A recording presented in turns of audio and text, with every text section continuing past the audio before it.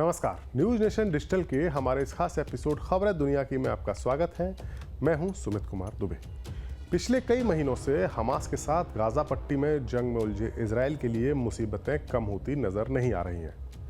एक और जहां गाजा में इजराइल आर्मी हमास को पूरी तरह से हराने में कामयाब नहीं हो पा रही है, तो वहीं दूसरी ओर उसके नॉर्दर्न बॉर्डर पर लेबनान के मिलिशिया हिजबुल्लाह ने लगातार रॉकेट्स दागकर उसकी नाक में दम किया हुआ है। लेकिन इसी बीच यमन के हूती विद्रोही एक ऐसी इजराइल विरोधी ताकत के तौर पर सामने आए हैं जिन्होंने पूरी दुनिया को चौंका दिया है। इजराइल ने पहली बार यमन में एयर स्ट्राइक करके अपनी ताकत जरूर दिखाई है, लेकिन वो हूतियों पर कोई ज़्यादा असर डालने में कामयाब नहीं हुआ है या हूतियों पर इसका असर होता हुआ नज़र नहीं आया है। इस पूरी जंग में हूतियों ने न सिर्फ इजराइल बल्कि उसके बड़े भाई यानी अमेरिका को भी तगड़ी चुनौती पेश की है। हमारे आज के इस वीडियो में हम आपको बताएंगे कि कैसे हूती विद्रोही लाल सागर में अमेरिका के गले की फांस बन गए हैं और उनसे निपटना अमेरिका को महंगा पड़ रहा है। लेकिन सबसे पहले आपको हूती विद्रोहियों और इजराइल के बीच के ताज़ा तनाव की अपडेट दे देते हैं। दरअसल बीते शुक्रवार को हूतियों ने इजराइल की राजधानी तेल अवीव पर एक ड्रोन हमला करके पूरी दुनिया को हैरान कर दिया। इजराइल के सबसे महफूज इलाके यानी तेल अवीव में मौजूद अमेरिकी दूतावास के करीब हुए इस ड्रोन हमले में एक व्यक्ति की जान चली गई और 10 लोग घायल हो गए। इस हमले की सबसे बड़ी बात यह थी कि हूतियों का ड्रोन इजराइल के मशहूर एयर डिफेंस सिस्टम को भेद कर हमला करने में कामयाब रहा। हूतियों के इस हमले से बुरी तरह बौखलाए इजराइल ने अपने फाइटर जेट्स के जरिए 2000 किलोमीटर दूर हूतियों के कब्जे वाले यमन के बंदरगाह होदेदा में हमला किया। इस हमले में वहां के तेल भंडार में आग लग गई और 3 लोगों की मौत होने की खबर है। यमन के इस बड़े बंदरगाह पर किए गए हमलों से भयंकर आग लग गई और काले धुएं का गुबार उठने लगा। यमन पर इजराइल का किया गया ये पहला हमला है। इस हमले के बाद इजरायली रक्षा मंत्री योव गैलेंट ने जोर देकर कहा कि इजरायली नागरिकों की खून की कीमत होती है जो कि चुकानी पड़ती है।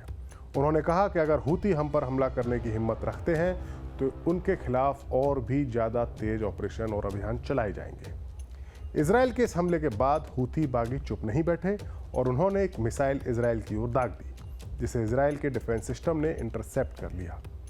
लेकिन बात अभी ख़त्म नहीं हुई है। दरअसल जिस तरह से यमन के ये हूती बागी मिडिल ईस्ट की इस जंग में अपनी हिस्सेदारी को बढ़ा रहे हैं, उसे देखते हुए कहा जा सकता है कि इस ईरान के समर्थन से चलने वाले मिलिशिया का प्रोफाइल अब काफ़ी बड़ा हो चला है। इतना बड़ा कि अमेरिका भी इससे निपटने के लिए काफ़ी मुश्किलों का सामना कर रहा है।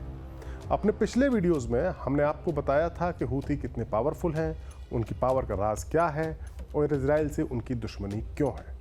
यमन में हूतियों के राज के बारे में हम अपने किसी और वीडियो में बात करेंगे विस्तार से, लेकिन इस वीडियो में हम आपको आगे बताएंगे कि कैसे गाजा में इजराइल के हमले के बाद से ही हूती इस जंग में लगातार इन्वॉल्व हो रहे हैं।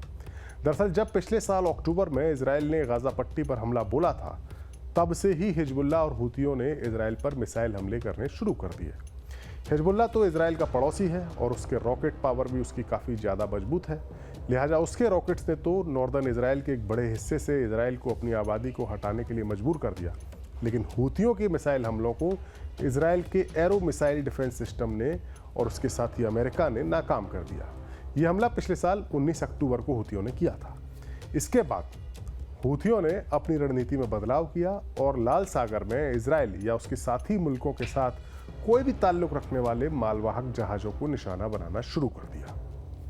यमन की भौगोलिक स्थिति कुछ ऐसी है कि हूती उसमें उस हिस्से पर नियंत्रण रखते हैं जो लाल सागर का तटीय इलाका है। मिडिल ईस्ट का इलाका खनिज तेल और गैस का बड़ा भंडार है। पूरी दुनिया में जो ऊर्जा का निर्यात होता है उसका एक बहुत बड़ा हिस्सा इसी मिडिल ईस्ट के इलाके से होता है। और लाल सागर और अदन की खाड़ी ये दो ऐसी जगह हैं जहाँ के समुद्री मार्ग इस निर्यात में बड़ी हिस्सेदारी रखते हैं और एक बड़ा समुद्री ट्रैफिक यहाँ से गुजरता है। ग्लोबल समुद्री व्यापार जो है उसका लगभग 15% हिस्सा लाल सागर से होकर गुजरता है। पूरी दुनिया के समुद्री व्यापार का जो स्वेज नहर के जरिए भूमध्य सागर से जुड़ा है, यानी यूरोप और एशिया के बीच में सबसे छोटा शिपिंग मार्ग यही है लाल सागर के करीब। और एशियाई और यूरोपीय देशों के अलावा अमेरिका के इंटरेस्ट भी इसी समुद्री मार्ग से जुड़े हुए हैं। इस लिहाज से हूतियों के कंट्रोल वाले इलाके की लोकेशन काफ़ी इंपॉर्टेंट है। और वो अब उसी लोकेशन का फ़ायदा उठाकर इजराइल और अमेरिका को परेशान कर रहे हैं। पिछले साल दिसंबर में अमेरिका और ब्रिटेन और उसके साथी देशों ने ऐलान किया था कि उनकी नेवी लाल सागर में हूथियों के खिलाफ एक बड़ा ऑपरेशन शुरू करेगी, लेकिन यह ऑपरेशन भी अभी तक नाकाम ही साबित हुआ है। 10 जनवरी को हूती लड़ाकों ने 18 ड्रोन, 2 एंटी-शिप क्रूज मिसाइल्स और 1 एंटी-शिप बैलिस्टिक मिसाइल से अमेरिकी जहाज़ों को निशाना बनाया था, जिसे अमेरिका और ब्रिटेन ने इंटरसेप्ट करके उस हमले को नाकाम कर दिया। 2 दिन बाद अमेरिका ने यमन में हूथियों के मिलिट्री अड्डों पर एयर स्ट्राइक करके तगड़ा जवाब देने की कोशिश की, लेकिन इसके बावजूद समुद्री मार्ग पर हूथियों के हमले जारी रहे और कई मालवाहक जहाज इस हमले के बाद भी उनका निशाना बनते रहे। यही नहीं, इजराइल पर भी हूथियों के मिसाइल हमले लगातार जारी हैं और मार्च महीने में एक मिसाइल तो इजराइल के एयर डिफेंस सिस्टम को चकमा देते हुए उनके पोर्ट सिटी एलेट में एक खुले मैदान में जाकर गिर गई। अप्रैल में जब ईरान ने सीरिया में अपने दूतावास पर हुए इजरायली हमले के बदले में इजराइल पर ड्रोन और मिसाइलें दागी थी, तो हूथियों ने भी ईरान के साथ कंधे से कंधा मिलाकर इजराइल पर हमला किया था।